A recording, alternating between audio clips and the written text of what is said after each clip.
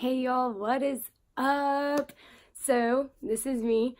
My name's Gabby. If you don't follow my Insta page, it is GabsFit15. So I posted a while back that I wanted to start possibly a YouTube channel, so here we go. I got quite a bit of positive responses, which was super encouraging, so here I am. This first video is really just about me and why I'm into fitness and like who I am as a person and all this good stuff, because y'all had some pretty cool questions. So first off, full name Gabrielle Rodriguez, or Gabs Fit, Gabs, Yo Gabby Gabba, Gabby, whatever y'all feel like calling me. Cool. I live in Spring, Texas. No super southern accent, minus when I say y'all a lot. A couple other random little tidbits about me.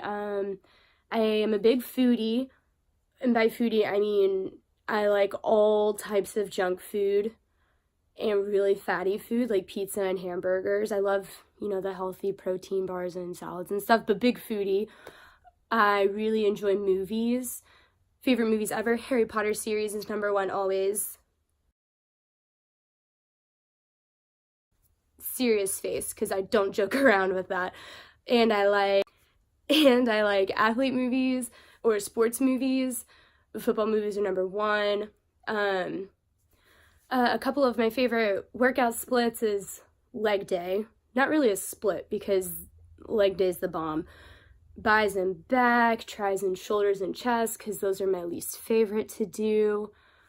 What else? I'm a big cardio fan. Even though I don't post about cardio too much, I am a big cardio fan. And one cool question was how I got started on this whole journey. So I played soccer my entire life. I wasn't one of the ones that started at 4 years old. I wasn't like that. But I started when I was about 9 or 10. I played club, high school, finished out in college at University of Houston. Coug it up. Go Cougs. So being exposed to that much soccer and the level of intensity that I played at, I was exposed to weightlifting, just a tad, fitness, and a little bit of nutrition. So I guess I use that little bit of a foundation to kind of build off to what I do now. I was done with soccer back in 2016 was my last season that I played, and I went through this really rough phase of I'm never touching a soccer ball again. I don't want to be fit. I don't want to do this. I don't want to do this. Like, not that I was wore out from being in shape. Like, I enjoy running and lifting and pushing myself. I think it was just I missed the game too much. So I thought if I just separate myself from anything that made me think of the game, I would feel better. And it didn't really work. So I took shelter in just running for miles on end.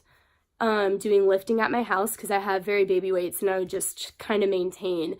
And then I realized that wasn't really fulfilling. And so I started going to the gym. Probably my first big time lift was November of 2017. So my journey of just straight lifting in a gym hasn't been very long. But the gains and everything that I've made is like, I'm amazed, because you would think being a college athlete and running all the time and being in shape, soccer shape, I guess, you would be stronger and look better. But I truly feel stronger and look how I want to look now than I did back then. So it's been a really cool journey. And so carrying on to how I learned to lift. So when I was in college, we had strength coaches, and one coach in particular really piqued my interest to lift. He didn't stay for very long, but he was awesome, and he taught us the fundamentals of squatting, deadlifting, overhead press, taught us how to engage core properly, taught us the importance of mobility, like with knees and hips, and having good back strength, core strength, glute strength, because of soccer ACL tears and stuff. So he really shed light on how to train properly, not just to lift heavy, but to do it right. So that was pretty cool. And how I trained myself was I remembered a lot of what he taught me, and then all the other things that I've learned while I was in school. And then I watch a lot of videos of not just random fitness people on Instagram or YouTube, but if there's a certain technique that I want to try that I don't believe I can just get off of a fitness inspiration, like on Instagram or anything, I will YouTube it and I will watch. And it kind of helps that I know a couple people who train, so I just ask them as well. But yeah, I guess the biggest advice I could give on how to coach and train yourself is to do the research and is to start with body weight movements. I watched somebody somewhere saying that if you can't do something on just body weight without losing stability or without feeling something strange not working, then don't do it with weights. Like, you need to perfect your form. So starting there, do your research, do body weight movements with it.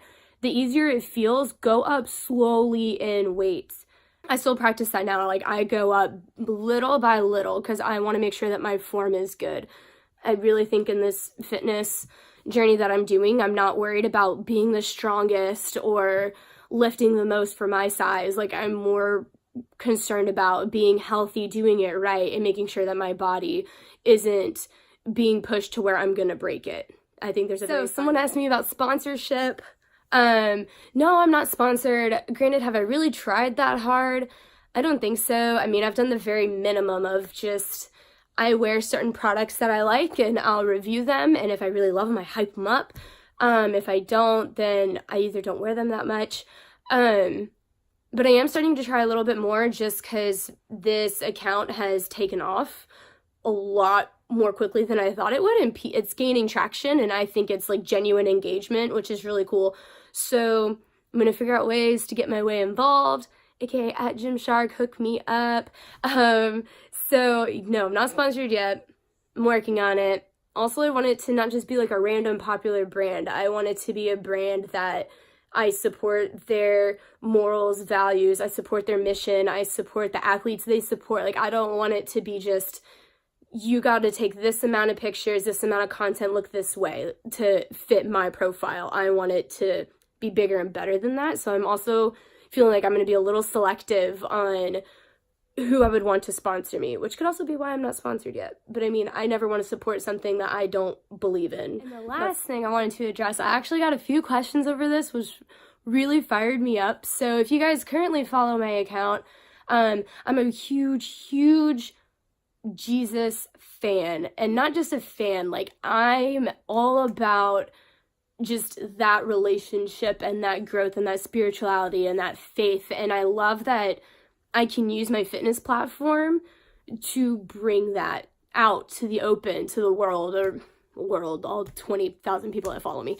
So the reason that I like to incorporate is because when I went to start this, I didn't want it to consume my life. I was very fresh on pursuing Jesus and pursuing that walk with him, and I thought that he was calling me to start something like this because fitness platforms have a really big reach and they attract a lot of people, and just putting one message of just like loving others can spread so quickly and so fast through social media and through something like a fitness platform because people are taking their health more seriously. So I did it to hold myself accountable in my fitness, but I also did it because I thought this would be a great time to spread his word, to spread the good news, to kind of give people little glimpses of what Jesus is doing in my life and what he can do for them and what he is and who he is. And so I really loved that people asked about that. And whenever I talk about God on there, like,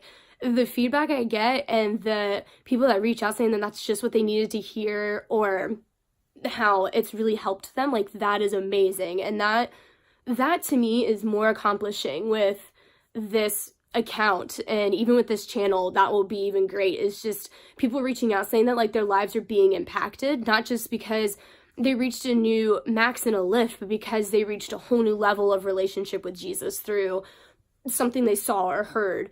So yeah, that is a big reason why I have it on here, and I'll probably use this channel to talk about things I read or what I'm studying or what church says if I feel moved to do it. So I'm pretty excited to share that with you guys. And again, like, I was blown away that people asked me to talk about that on here. Lastly, someone asked what my favorite verse was, and my favorite verse is Jeremiah 29:11. Y'all can say that's cliche, maybe, but it's basically just that God knows what's in store for me, and everything that he has planned for my future is to bring me hope and happiness and joy. And so I really try to live by that, because I'm a very big control freak, and I like knowing what's going to happen, when it's going to happen, how's it going to happen. And I like to think that I'm the one making it happen, right? So I live by that verse, because on days, which is majority of the time, where I don't know what's going to happen, and I don't know where I'm going, and I don't know how long this season, whatever it is going to last, God does. And he's not just putting me in this season to challenge me and to make me question my faith, but he puts me where he puts me, because I cannot achieve the hope and future he has for me if I don't stay in these steps or seasons or moments or things like that. So yeah, it's a little bit about me. Super cool. If y'all liked what you saw, if you have anything else you want to know, or if you want to stick it out on this YouTube channel, I don't know how long it's going to last, if it'll even be that great. Pretty awkward when I'm on this. So anyways, if you want to subscribe, I really hope you guys enjoyed this video, and I can't wait to hear the feedback, and I can't wait to post more. Hopefully this kind of builds my engagement and relationships more with you guys. And yeah, don't forget, follow the IG, GabsFit15, and also subscribe and stay tuned for more. Thanks, guys.